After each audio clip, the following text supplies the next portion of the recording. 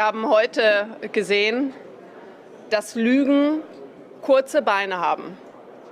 Der Wahlbetrüger und Lügner Friedrich Merz ist folgerichtig im ersten Wahlgang durchgefallen. Und das zeigt uns, dass dieser Mann durch seine Lügen und durch seine Betrügereien, denn es ist der größte historische Wahlbetrug gewesen, nicht mal seine eigenen Reihen hinter sich bringen kann. Für Friedrich Merz 6 weniger als er gebraucht hätte, dann wäre er jetzt Bundeskanzler und man sieht die Fassungslosigkeit Friedrich Merz ins Gesicht geschrieben, vielen anderen wird es ähnlich. This is my video update on this Tuesday afternoon, May the 6th, coming to you from Nicosia, Cyprus. Let's talk about some news. And we have some breaking news, some breaking clown world news coming out of Germany, where it was expected that BlackRock Merz today was going to be officially voted as the Chancellor of Germany by the German Parliament. And the news just dropped that Merz did not get the votes that he needed to be named Chancellor of Germany. Oh my God. BlackRock Merz. Oh man, what happened to Merz? What happened to Merz? It was a guarantee. It was a guarantee that he was going to become the Chancellor of Germany. It was my turn. It was my turn to become Chancellor of Germany. Oh boy. CNN says Merz fails to be elected German Chancellor in first round of voting. Look at the featured image that CNN is using. It says underneath, Friedrich Merz reacts to the results of the first round of voting in the Bundestag on May 6, 2025, in which he failed to reach a majority. I think he was 6 votes short. The Zelensky curse strikes again. Yeah. Zelensky curse, absolutely. It's an Zelensky curse. I believe that there could be, from what I read, there could be a vote, another vote today or tomorrow to try and get him the votes he needs to become the Chancellor of Germany. If not, then there could be another vote in 2 or 3 weeks. I've even read that there could be elections, new elections in Germany. Germany revolution. Friedrich Merz, not elected new chancellor today, misses 50% majority by 6 votes. At least 18 MPs on his black-red coalition refused to vote for him. This has never happened once in the history of the Federal Republic of Germany. The coalition is the CDU, CSU, and the SPD. That's the coalition that was formed. They thought that all they needed were these 2 parties to name Merz as chancellor, and then he could appoint his government and start selling off what's remaining of Germany to BlackRock, the financialization of Germany. We've had the deindustrialization of Germany, and Merz was going to finish off the job with the financialization of Germany. But not yet. Not yet. BlackRock Merz, so close. So close. Poor Merz. BlackRock is not going to be happy. You have failed one too many times, Friedrich Merz. Zelensky curse, never doubt it. Never, ever doubt it. So, big news out of Germany. Let me see what CNN is saying. Let's see what the propaganda U.S. outlet CNN is reporting. No doubt they were hopeful that Merz was going to become chancellor. Let's see. German conservative leader Merz failed to garner the parliamentary majority needed to become chancellor on Tuesday in a first round of voting in an unexpected setback for his new coalition with the center-left Social Democrats. Merz, 69, who led his CDU-CSU Conservatives to win a federal election in February and since secured a coalition deal with the center-left Social Democrats, won just 310 votes in the lower house of parliament. Bundestag President Julia Klöckner said he needed 316 to secure a majority. Let's see, CNN says the lower house of parliament, or Bundestag, now has 14 days to elect Merz or another candidate chancellor with an outright majority and could attempt another vote already on Tuesday, today. Merz's Conservatives won a national election in February with 28.5% of the vote, but needed at least one partner to form a majority government. Social Democrats had 16.4%. Well, the most popular party now in Germany is the AfD. The AfD is the most popular party in Germany. I don't know. I'm thinking that that Merz had his chance, couldn't quite make it. So you know what I think? I think it's time to pull out the big guns, the big guns for Chancellor of Germany. I'm thinking Annalena 360. That's what I'm thinking.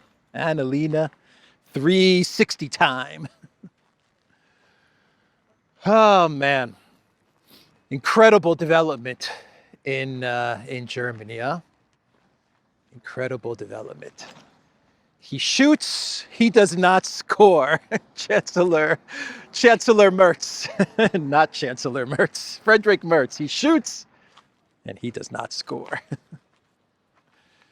All right, so that is the big breaking news coming out of Germany.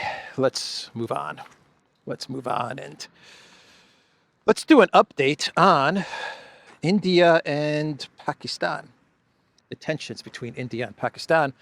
So I was watching Alexander's video from yesterday, and I talked a bit about India and Pakistan in my video yesterday, and I mentioned how they're looking at possibly having Russian Foreign Minister Lavrov mediate between the two countries, and he was meeting with the Foreign Minister of Pakistan, and he was asked if he could possibly mediate between Pakistan and India, given that Russia has good relations with Pakistan and very good, excellent relations with India.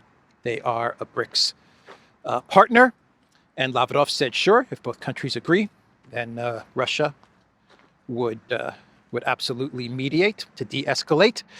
Anyway, Alexander, he provided some context in his video update yesterday as to why Pakistan is asking Russia to mediate, why they are desperate to find an off-ramp and to have Russia mediate. And the reason, oh man, this is an incredible story. And this is coming from media in India, but I've also seen media in Ukraine report about this, so keep that in mind. But the reports are that Pakistan is low on weapons, very low on weapons, especially artillery shells. You know why they are so low on weapons? And if there were to be some sort of a conflict with India, they would get absolutely smashed by India. You know why they are low on weapons? Take a wild guess. Just take a wild guess. Yeah, because the United States, they were pressuring Pakistan over the last 3 years to provide most of their weapons and their artillery shells to you guessed it, Ukraine. So now they don't have any more weapons. They've given it all up to the Zelensky regime, and so they have to avoid some sort of a military conflict with India at all costs. And the kicker to all of this is that they gave weapons to Ukraine, and now they're running to Russia to help bail them out and to mediate with India. Amazing. Amazing. Once again, this story is coming from media in India, so keep that in mind. But I've also seen media in Ukraine report the same thing. So I just want to add that in there. But if this is true, then it is an unbelievable story. And how about Russia? Russia saying that, yeah, they would mediate, even though you provided weapons and shells to Ukraine and helped Ukraine, the collective West, help the collective West to continue to escalate the conflict with us. We will try to mediate a solution for you because we have an excellent relationship with India. And Putin actually spoke with Modi the other day as they are trying to get Lavrov, as they're talking to Lavrov about a possible mediation. The same time they're discussing with Lavrov, Pakistan, Modi is speaking with Putin. Incredible developments. So from Reuters, we have a report from various officials speaking to Reuters, and they claim that today, this Tuesday, the European Commission is going to put out a roadmap document which will outline how the EU can rid itself 100% of Russian gas. We're talking pipeline gas, we're talking LNG gas, we're talking all kinds of gas. No more gas from Russia. That is what this roadmap document is going to outline from the office of Ursula von der Cowgirl. Reuters says EU to propose ban on Russian gas imports by the end of 2027. Sources say the European Commission will on Tuesday publish a roadmap of how it plans to end Russian fossil fuel imports by 2027. The roadmap will include a commitment to propose in June a ban on new Russian gas import deals and spot contracts by the end of 2025, the official said. The roadmap will also include a commitment to make a legal proposal to ban Russian gas and liquefied natural gas imports under existing contracts by the end of 2027, said the officials, granted anonymity to discuss the confidential plans, which could still change before they are published. The confidential plans, which could still change before they are published. Published today, Tuesday, the roadmap to be rid of Russian gas, whether it's coming from Turkstream and the pipeline or LNG gas. And the two main sources of LNG gas for the European Union, at least over the last 3 years, has been the United States and Russia. The US provides about 40%, give or take 40% of the LNG, and Russia is at about 18 to 20% of the LNG into the EU. And now they're going to take that 20%, and they're going to turn it to zero, which means that the European Union, as they head into tariff negotiations with the United States, they're basically telling the Trump administration that we choose you, the United States, to provide all our LNG.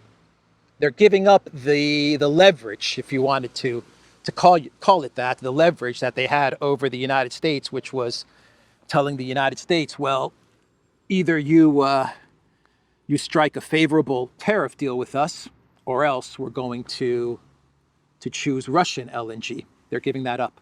And they're going to be going to the United States and saying, we're all in with you, President Trump, with you, United States of America, for our LNG. Fully dependent on the US for LNG. How do you think the US is going to react to this as they negotiate a tariff deal with the EU? Oh my God. Yep. It's that meme of Kaya Kallas, and she has the two buttons. Who do I choose? Putin or Trump? Putin or Trump? Well, they're choosing Trump, man. They're choosing Trump. Just goes to show that who does the EU hate more? Putin or Trump? They hate Putin more. They would much rather work with the Trump administration and be fully dependent on the U.S. for natural gas than to work with Russia. Incredible stuff. Yeah, so the EU is screwed, man. It came over for the European Union. We'll see how the Trump team deals with the EU as they negotiate the tariff deal. They now have some serious leverage over the European Union. Some serious leverage. But anyway, that's the report out of Reuters. Speaking of natural gas, Trump was speaking to reporters yesterday, and he was asked by a journalist if he was going to open up an investigation into Nord Stream. That's what he was asked. President Trump, are you going to open up an investigation into Nord Stream? And Trump said that he did not want to waste money with an investigation when we pretty much know who blew it up. That's what Trump says. We pretty much know who blew it up. He didn't say who blew it up. He just said, we know who blew it up, so why would we want to waste money on an investigation? As Trump was saying this, and not many people are commenting on this, they're commenting on what he said, which is that we pretty much know who blew it up. And he wouldn't say who it was. He wouldn't say Gilligan. We know that Gilligan on the Andromeda yacht blew it up. But the interesting part about the video, I thought, was the fact that as Trump is talking about Nord Stream and the blowing up of Nord Stream, thank you, USA, Radoslav Sikorsky, that post is going to haunt Sikorsky for the rest of his life. But people were laughing. Like the guy behind Trump, as Trump was talking about blowing up Nord Stream, the guy behind him was laughing. That's how much of a joke the blowing up of the Nord Stream pipeline has become. Think about that. The blowing up of this pipeline, of this infrastructure, this critical energy infrastructure, has become a joke. Everyone laughs. 2.5 years ago, the Nord Stream pipeline blew up. Yeah. And despite what people like John Brennan and all the hawks said, you were one person who said Russia probably did not blow up its own pipeline. Yeah, if you can believe. They said Russia blew it up, yeah. And so I'm wondering, now that you're president, if you would consider launching a formal investigation into what happened there and who actually did blow it up. Well, probably if I asked certain people, I'd be able to tell you without having to waste a lot of money on an investigation. But I think a lot of people know who blew it up. But I was the one that blew it up originally because I wouldn't let it be built. And then when Biden got in, he allowed it to be built. And it's very interesting. But I think... And they're laughing at Germany, at the EU. The United States is laughing at Germany and the EU. They know who blew it up, right? Everyone knows who blew it up. And so when they talk about the blowing up of Nord Stream, everyone's laughing, at least in the Trump administration and in the previous administration as well. They were also laughing, believe me. They were absolutely laughing. But I thought that was just really interesting to see everybody just kind of chuckling, you know. Blowing up of Nord Stream, yeah, you know. It's embarrassing, man. It's really, really embarrassing. And Trump also said that he was the person that originally blew it up. He said, I'm the person that originally blew it up because I would not allow it to be built. He's trying to take credit for blocking Nord Stream, for sabotaging Germany. Germany, man. BlackRock Merz. All right, so I thought that was interesting, an interesting exchange at the White House. There was a big drone attack in Russia yesterday, throughout most of Russia, even towards Moscow.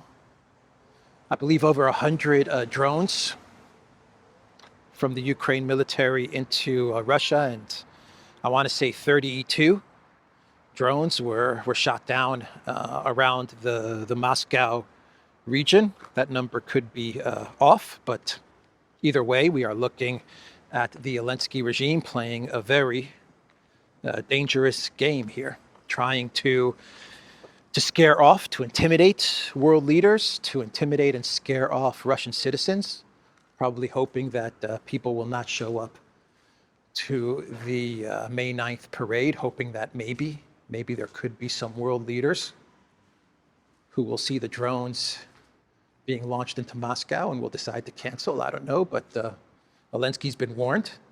Allegedly, the United States has warned him, allegedly.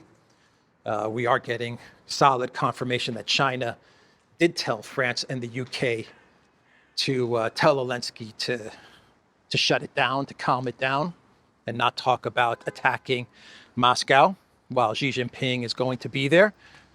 So I believe that those reports are accurate, that China has also sent a very strong warning to Zelensky's puppet masters, Macron and Stammer.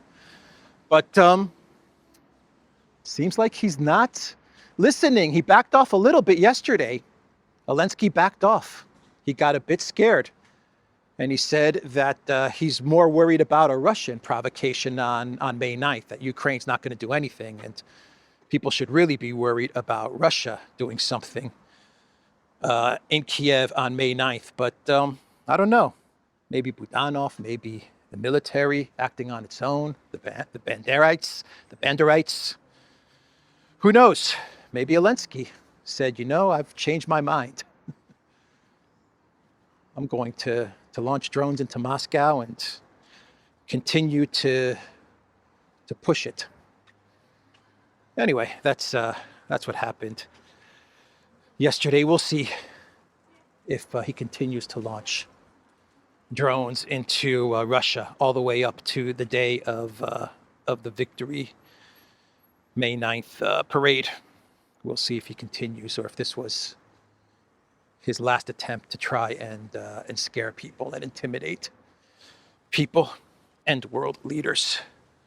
The Ukraine military tried to attack Kursk as well, but the Russian military completely demolished the Ukraine forces. They're very desperate. Zelensky's very, very desperate to try and do something to spoil May 9th.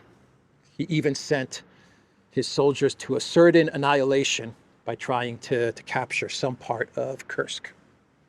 That's how desperate and pathetic Zelensky is getting. He tried to do the alternate May 9th event. He scheduled some sort of event for world leaders on May 9th to visit Kiev, and they all turned him down. Everyone turned him down. They said, no, we're not interested. So he's desperate. He is desperate. I hate walking on these things. Who knows? It just might collapse. Anyway, what else? Ben Hodges, was he a former NATO commander, NATO general? Ben Hodges. He now talks about Project Ukraine nonstop. He's very, very pro-Zelensky, very pro-Ukraine, absolutely despises Putin. And yesterday, he's been wrong about everything as well, by the way. Probably the worst military analyst on the interwebs. Ben Hodges was saying that in 2023, Ukraine was going to capture Crimea. Was it 2023 or 2024? I forgot which summer it was. But he was talking about how in the summer of 2023 or 2024, guaranteed, take it to the bank, Ukraine is going to capture Crimea. Russia's going to collapse. The Russian military is going to collapse. Blah, blah, blah, blah, blah, blah. He was 1,000% wrong, as he has been about pretty much everything when it comes to the conflict in Ukraine. But yesterday he was being interviewed, and Hodges, he said that the May 9th parade is a legitimate target and that Ukraine should rain fire on Putin's 9th of May parade. That's an actual video, an actual title of the video, Rain Fire on Putin's Parade, Lieutenant General Ben Hodges.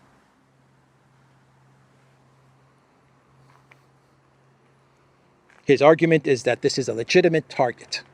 The fact that there's going to be weapons and soldiers in the center of Moscow, it's a legitimate target, and what Ukraine should do is that they should rain down weapons and missiles and drones on Putin's parade.